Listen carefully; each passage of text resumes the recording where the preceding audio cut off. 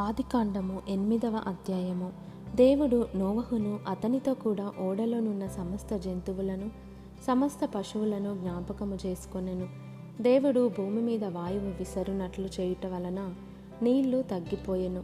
అగాధ జలముల ఊటలును ఆకాశపు తూములను మూయబడెను. ఆకాశము నుండి కురియుచున్న ప్రచండ వర్షము నిలిచిపోయెను. అప్పుడు నీళ్లు భూమి మీద నుండి క్రమక్రమముగా తీసిపోవుచుండెను. 180 దినములైన తరువాత నీళ్లు తగ్గిపోగా 7వ నెల 17వ దినమున ఓడ అరారాతు కొండల మీద నిలిచెను. నీళ్లు 10వ నెల వరకు క్రమముగా తగ్గుచూ వచ్చెను. 10వ నెల మొదటి దినమున కొండల శిఖరములు కనబడెను.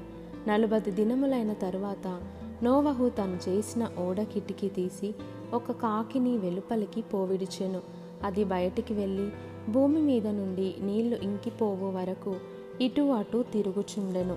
మరియు నీళ్లు నేల మీద నుండి తగ్గినవో లేదో చూచుటకు అతడు తన యొద్ద నుండి నల్ల పావురం ఒకటి వెలుపలికి పోవిడిచెను. నీళ్లు భూమి అంతటి మీద నున్నందున తన అరకాలు నిలుపుటకు దానికి స్థలము దొరకలేదు గనుక ఓడలోనున్న అతని యొద్దకు తిరిగి వచ్చెను. అప్పుడతడు చెయ్యి చాపి దాన్ని పట్టుకొని ఓడలోనికి తీసుకొనెను.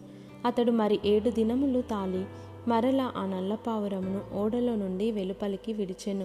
సాయంకాలమున అది అతని యొద్దకు వచ్చినప్పుడు త్రుంచబడిన ఒలీవ చెట్టు ఆకు దాని నోట నుండెను గనుక నీళ్లు భూమి మీద నుండి తగ్గిపోయెనని నోవహునకు తెలిసెను. అతడింకా మరి 7 దినములు తాలి ఆ పావురమును వెలుపలికి విడిచెను. ఆ తరువాత అది అతని యొద్దకు తిరిగి రాలేదు. మరియు 601వ సంవత్సరము మొదటి నెల తొలి దినమున నీళ్లు భూమి మీద నుండి ఇంకిపోయెను. నోవహు ఓడ కప్పు తీసి చూచినప్పుడు నేల ఆరియుండెను. 2వ నెల 27వ దినమున భూమి ఎండి ఉండెను. అప్పుడు దేవుడు, నీవును నీతో కూడా నీ భార్యయు నీ కుమారులను నీ కోడండ్రును ఓడలో నుండి బయటకి రండి. పక్షులు పశువులు భూమి మీద ప్రాకు ప్రతి జాతి పురుగులు మొదలైన సమస్త శరీరులలో నీతో కూడానున్న ప్రతి జంతువును వెంటబెట్టుకొని వెలుపలికి రావలెను.